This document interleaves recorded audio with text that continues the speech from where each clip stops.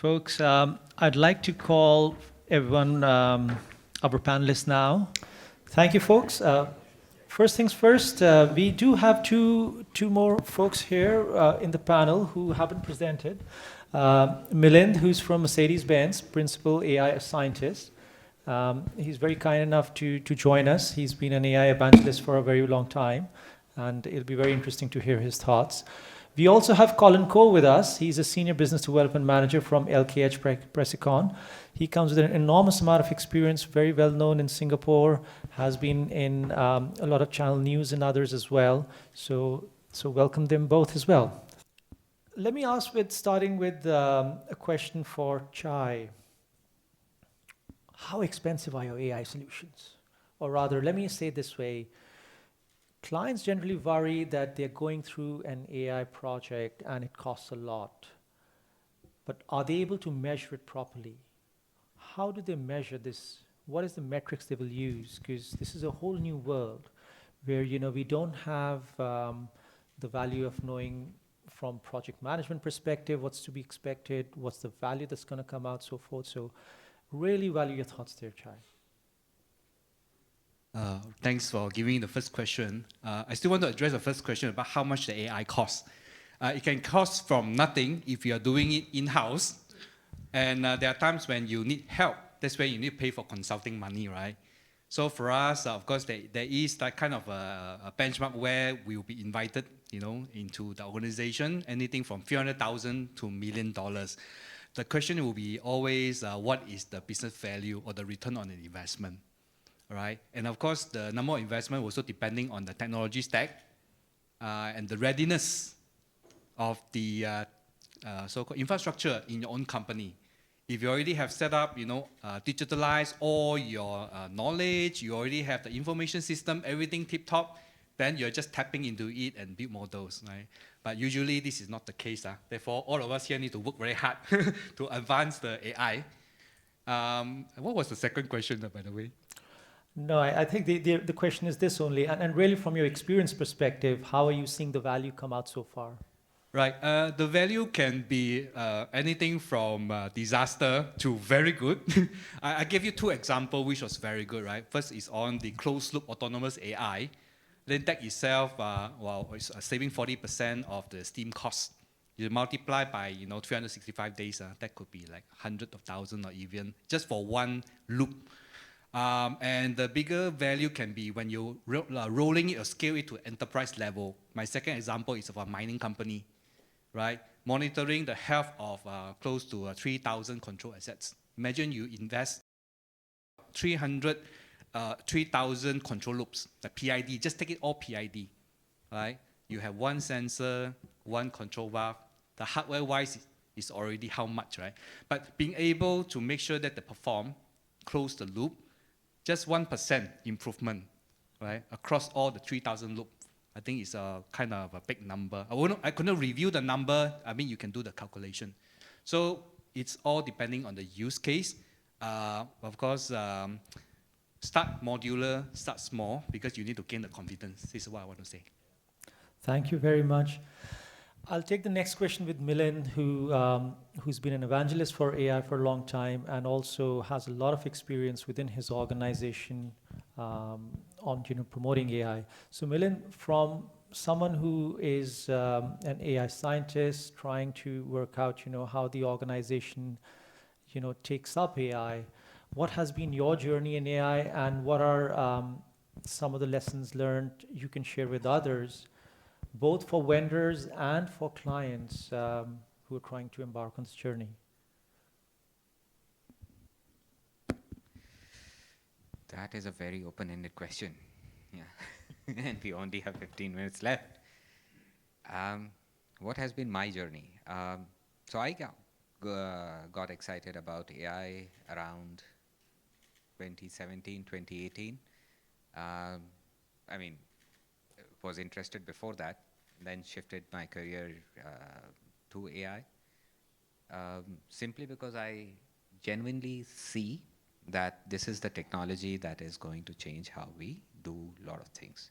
This doesn't mean that the stack that we have built up will all change. It means that how there are fundamental things will change, value will migrate to other parts. We still live in buildings made of bricks, yes, and we still eat food, yeah, from a value migration point. I'm saying that once something new comes, the things below that don't always disappear. They change, but they are there. Value changes. So this was my motivation. This has been my journey.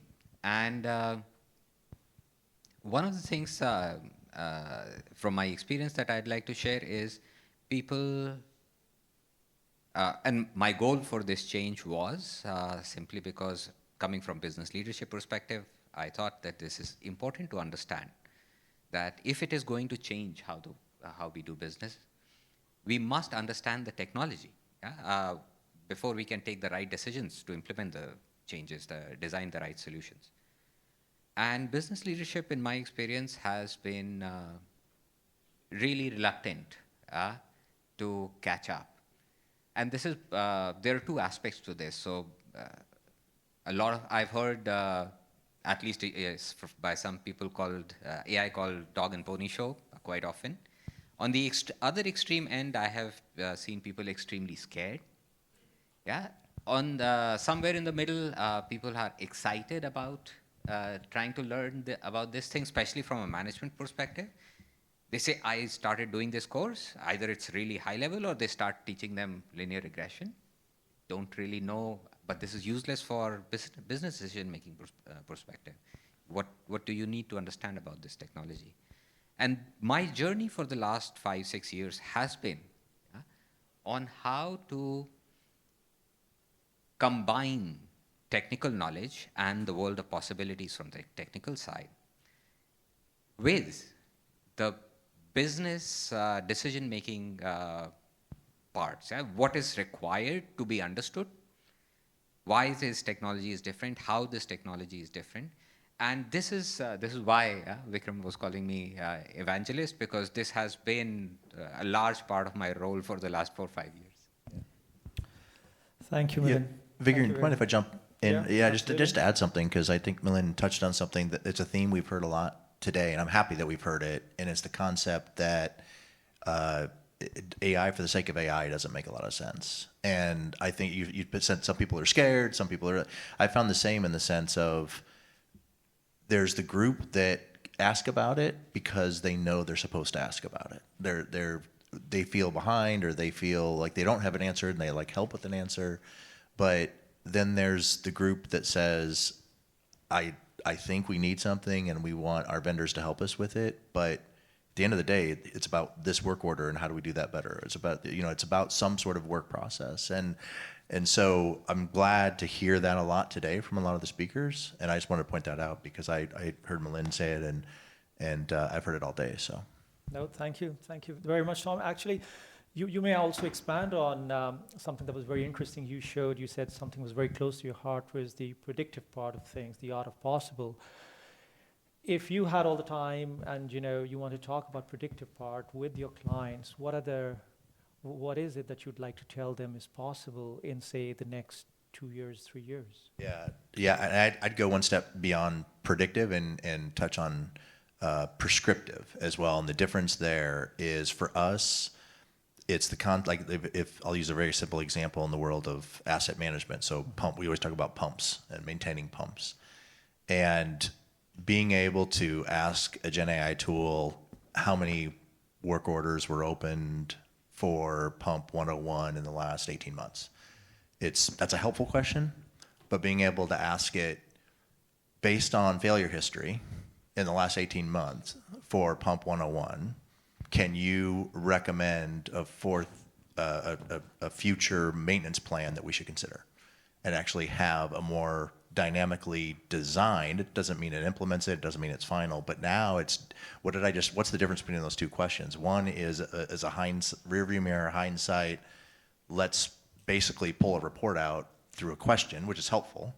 But then the next one actually gets into how can I use the tool to start, it's that AI advanced engineer that we talked about. It starts to get into analysis that it would take us a little bit longer to do. And then when we have it, now it's our starting point. Now we can decide how we use it. So I see those kind of examples being transformative in the years to come. That's something we're shooting to do by next year. And I think, you talk 2 years out, it's going to be more of that for more use cases within the existing data set. And then I think it's also going to be similar types of technologies within the system itself that allows us to manage spare part inventory better, or it helps us to schedule people in an even more optimized way. So I think it's going to be those kind of force multiplication and those kind of prescriptive examples that are going to really be transformative. That's very interesting. I'll take the next one with Michael. Michael, you had a very, very interesting journey so far, and it was very good of you to show all the experience and how you've been through all that. If you would like to tell us, where was it not smooth? Because in the presentations we see everything is moving smoothly, but I'm sure from an organization perspective, who is trying to champion the cause, who's working with lots of engineers with lots of different mindsets, both from AI perspective and this journey. Is there anything you'd like to share on that? Yeah, that's a great question, Vikram. In my role as an OT cybersecurity engineer, we have a lot of legacy thinking to deal with, right? It's a very old industry. We've moved from pneumatics to 420 milliamp, and now we're looking into AI and things like that. So there's been a lot of rapid growth in technology, and then all of a sudden we have, like AI and the collision between IT and OT. So really changing the mindsets of the engineers, right, to embrace the possibilities of what AI can offer, right, or whatever the cloud can offer you, to eke out those additional missed opportunities, right? If you don't harness it, that was one of the challenges that we had to face. There's still a lot of legacy thinking that we have to keep our systems in silo. Let's not touch IT. And then in my line of work, there's all just bright ideas about industrial IoT, getting the IT to talk to OT and things like that. And for me, you have to be a little bit open. It's definitely a paradigm shift. But if you don't jump on the bandwagon, then you're really going to miss out. Because coming from the oil and gas industry, our margins are thinning. It's increasingly challenging the environment, right? So we really have to embrace AI as much as possible. And I think the visionary leadership of Petronas has seen that. And we are embracing, as you've seen in the presentation, AI wholesale. No, thank you. Thank you, Michael. I'll take the next one with Colin, who's the man on the ground. He has enormous experience in Singapore with the SME industry, as well as, being a champion of OT cybersecurity also in the region. Colin, from your perspective, we've heard everything and more here. What is the message you would like to give to both the vendors and some of your personal reflections, because you're really front and center in manufacturing in Singapore, trying to embrace AI in this environment where cybersecurity is also an issue. Any thoughts on both the items, SME and cybersecurity for Singapore? Yeah, okay, thank you for the question. I think through my last 30, 40 years engaging with the manufacturing ecosystems, I would say that go to basic, right? I think people, process, technologies, right? You really need to train your people, whether it's cybersecurity, AI, or whatever technologies. They must have minimum training, right? So from there, then the next step is you look at the process. Somebody mentioned about lean manufacturing. So lean manufacturing has been around for the last 30, 40 years. Maybe some of you have forgotten about what's lean. Can always go back. Lean was actually developed by Japan, right? So Toyota Systems. So in fact, if you are able to go to Toyota factory to understand their lean, they can tell you everything about lean. But when you come back, it's still the people and culture. If you can't train your people to have a lean culture, you can't do it. Then the last one is the technology. So for instance, you have the good people able to ensure that you have a lean processes, makes no waste, and there's no extra processes in the systems. Then you look at the technologies, right? So I think that the sequence should be people, process, technologies. Then of course, how to ensure that all these are being taken care of. Of course, you have to use some kind of maturity assessment to assess them, right? So for example, AI assessment, what kind of level are you in? Well, level 1 to 5. Same thing at the cybersecurity. Let's say you're using, let's say maybe the so-called the 62443, right? What level are you in? So from there, you know there is a gap. So when you see the gap, then you see, okay, what tools can I use? So AI now becomes additional tools. AI actually is not new, right? I think for process engineers, we've been using PID, advanced PID. We have auto-tune.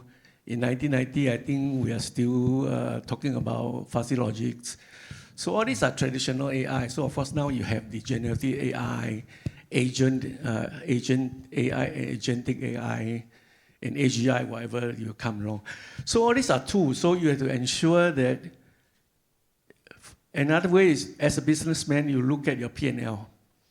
You have your top line, you have bottom line, you have a cost. When you look at all this data, then you know that. Then you work on the industry benchmark. Are you behind or ahead?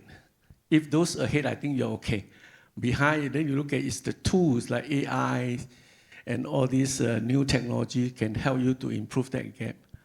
So I think basically these are the few things that I would say that after interact with some of these, I have a chance to talk to, for instance, the consultants, the system integrator, machine maker, and some of these so-called ecosystem partner. So I try to understand in terms of how the whole ecosystem can work, and of course the supply side and demand side have to match in that sense, yeah. Thank you very much, Colin. Folks, I'll open for questions. Any questions from the audience? I think we have a question right here. I'll get. Hang on. We can throw it to you. Yeah, good afternoon, gentlemen. Thank you. So it's very interesting to listen to, I think, Ka-Meng and Michael talking about, actually applying, putting in the application, right, the AI. As Michael mentioned, right, it's quite scary, right, when you try to have the IT from the cloud, after whatever, learn parameters and then try to input into a control loop, for instance. So my question then is, firstly, is it explainable, right? One of the challenge in AI is that if we try to predict the stock market and then we buy and we make money, that's fine, right? That's one thing. But today, if we are marking a paper, right? Someone write an essay and they give you a score. And then you said, you will ask your professor, why am I getting an A? Maybe you won't ask, but why am I getting a B or a D? And you can't explain. Sorry, the AI says so, right? So explainability is my question. Are we able to explain if something goes wrong, right? And secondly is that when you say you train data on like 20, 30 years of data, we know that a process plant is not static, control system are not static. It changes over time. Your most recent data is probably the better data as opposed to the older data. So, but when, LLM and so on, learn data, it's a huge set. It may not know, but it could know, so maybe you can give some insight. Is there like weightage and so on? Thank you. Great question. And I'll admit that I wasn't part of building that AI model. I was more on the cybersecurity aspect of things. But I think I could take that question later, point you to the right direction. But I think the proof is in the pudding, right? I mean, we saw the results. The results show that it's good and it's bringing benefit to the organization. So that's a win for us. But if you'd like to talk about the details, we could take it separately. Yeah. So what I want to share is that we work with Petronas a lot. We have a lot of challenges, even to convince. Not that bad, lah. No, we're nice people. Petronas is a very You're talking about Michael company, specifically now? So because it's dealing with critical process, so there's a lot of guide rail governance around implementing AI. But really, there's something I did not share. So-called the explainability is very important. And how we achieve that is that we actually build a simulator. Like for example, we are working on this particular process, so we will build a software model to represent the process, and that we merge it with historical data. Then we will run the model. So actually, we do a lot of offline work before we put it to online. Even when it comes to online, there's actually a middle step where we are just so-called doing a simulation with the real-time data and trying to evaluate, observe whether the AI is making the right move. That is in addition to the safety guide rail in Michael's slide they mentioned about, there is a data check, limit check, a velocity check of the data. So there's a lot of things that the engineer can think of to make sure that nothing will go wrong. Still, we can run the AI in a safe and reliable manner. So yeah, there's a lot of devil in the details. Maybe just one follow-up question, right? I noticed that you say you save steam like 40%, lots of energy and all that, right? I'll be worried as a process engineer who is the designer or the control systems engineer. All this while, what are you doing, right? Suddenly we have APC, right? Advanced Process Control, and many software companies, right? AspenTech and whoever, Honeywell, SideSpec, and so on and so forth. Now, what are they doing then if suddenly we can squeeze so much out of using an AI, right? Yeah. So, I mean, that's a very good question. I'm just throwing a spanner in the works, but I Yes. think it's a good point to discuss. Correct. Thank you. Yeah. Okay. If let's say there's something with the process, right, and you can always modify the process, cut the pipe, modify the pipe, enlarge the pipe, and put in a new compressor, replace the boiler. But in that case, it's because decided that it is not worth they don't have the window to stop the production to make the modification. Whereas they find that using an AI methodology is able to elevate the load of the operator and able to so-called save. But of course, once the so-called the fruit is reaped, then that is a new baseline. And so I think usually we say, well, the baseline was so bad and now you got 40%, but once the new baseline become the base, then the challenge will be even higher. Maybe the next round of optimization, if you can get 1.5%, you are lucky. So I think that's a fair answer. Thanks a lot, Shai. I Folks, any would other have one questions? more follow-up Yeah. to Michael on the cyber side of things. Because if I understood correctly, you were basically implementing a lot of validation to really see whether the commands were sort of in range or not, right? And when you did your risk assessment, was it more because you were afraid that AI is deciding wrongly, or is it because that adversaries might be injecting wrong commands? Yeah, we looked at multiple scenarios, actually. Yeah, it could be garbage input. It could be an adversary trying to get into the system. So we did multiple scenarios in our risk assessment to assess it from different angles. So yeah, hopefully that answers your And the question. conclusion was that there is a higher risk that somebody is injecting something or that AI is deciding incorrectly? It was more of someone injecting rubbish values at the cloud level to sort of corrupt the data that goes down to the DCS. So that was the one that we were more concerned about. Because I mentioned before, we actually put in all those data safeguards at the APC level and also the DCS level. So if the data gets corrupted, then they will get rejected by the APC and the DCS. So it was more about someone corrupting at the cloud level. Thank you. Folks, other questions? There's a question from there.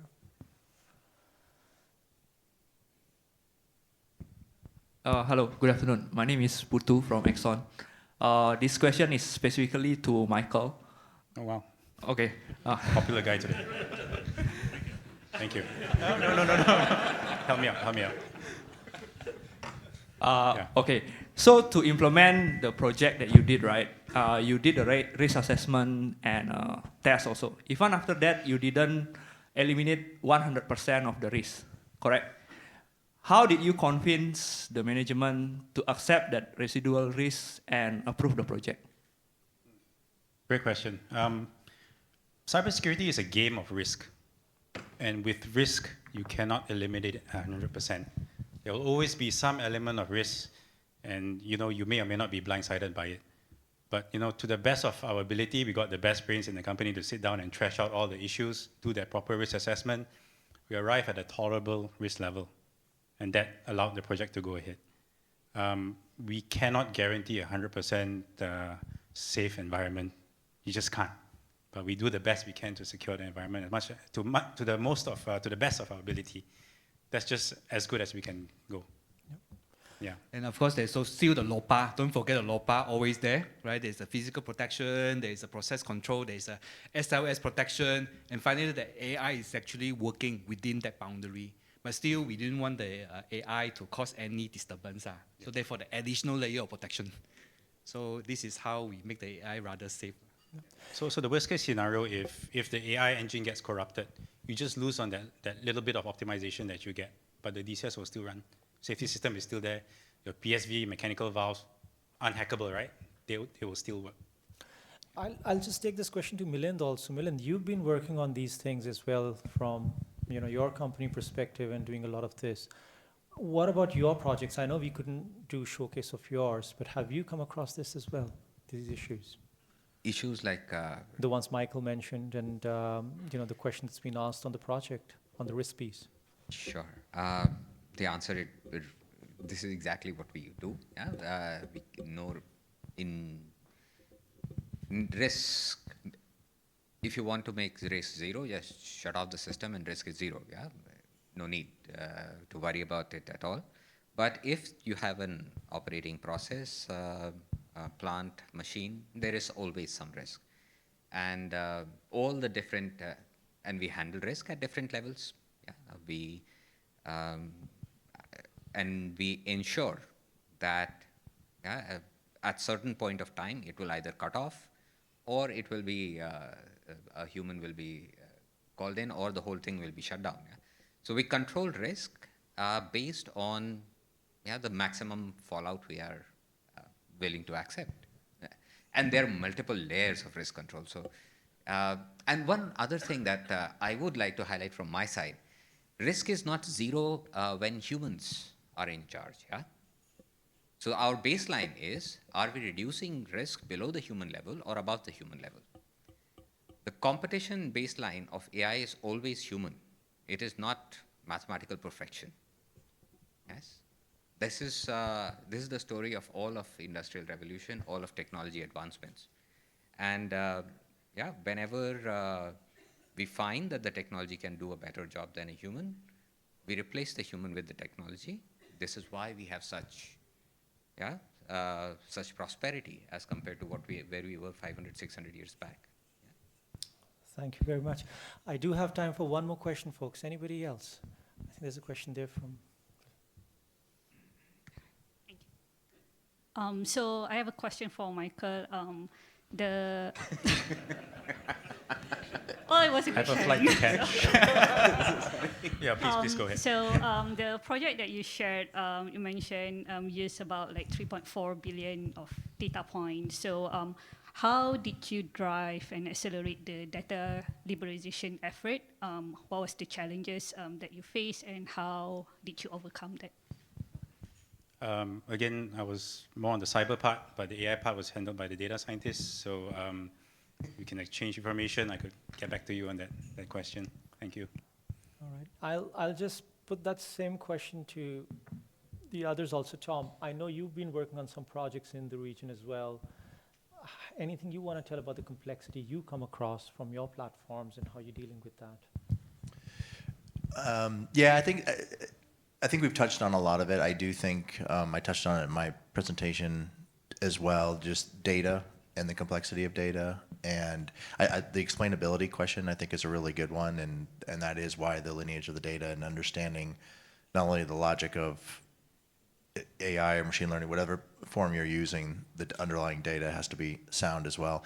And I guess, I mean, just beyond the technology, it's the people, it's the human factor as well. It's the do you have the right sponsorship? Do you have the right players involved? Do you have the right budgets? Do you have all of those typical factors, which I think are AI related, but they're really any technology related as well. Thanks a lot. Colin, any final words from you from the SME management perspective? Yeah, okay. I think for SME, the AI and cybersecurity really is a big task for them. I think the SME have a lot of problem now because of resource, talents, and also maturity of technology. So because I'm sitting in the Standard Council, so we are trying to look at whole spectrum, especially the SME as opposed to play a role of supporting the NMC.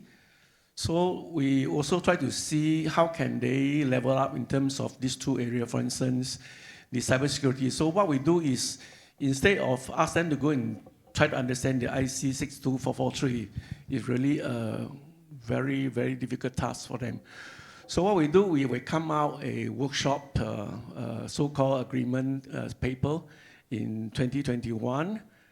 What we do is we are putting a very simple checklist for them to look at both the IT, which is 27001, together with IEC, the 62443, but we actually scale down into a very light versions for them to do audit themselves, right? So the paper can be bought from our standard council, but Singapore, $30. So this is one thing we do for SME. So another area is also the this cybersecurity, right? So another area is also the AI. So in a way that I think AI, in a way that I think we work with, for instance, AI Singapore, to come out some certain checklist for SME, and also I think we work with also a lot of government agency to give a lot of skill future courses, right, to ensure that they are able to understand AI. So you know that, for instance, there are a lot of these actually toolkits are available to them. So I give example, for instance, recently I just rolled out a so-called internal AI tools. So I'm not so sure. Anybody use Google Workspace? Nobody? Okay. So I think there's a tool inside the Google Workspace called Notebook LM.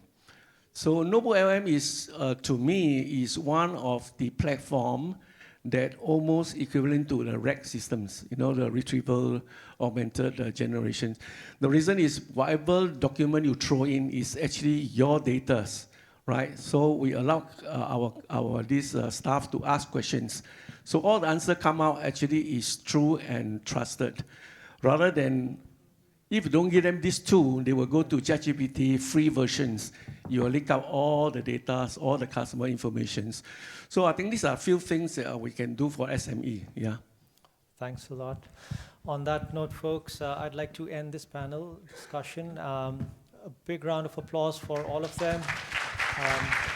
And they're all available during the tea time to talk with you. So now it's time for tea, and we'll just take a break. So thank you, folks. Thank you, all of you. Really appreciate this.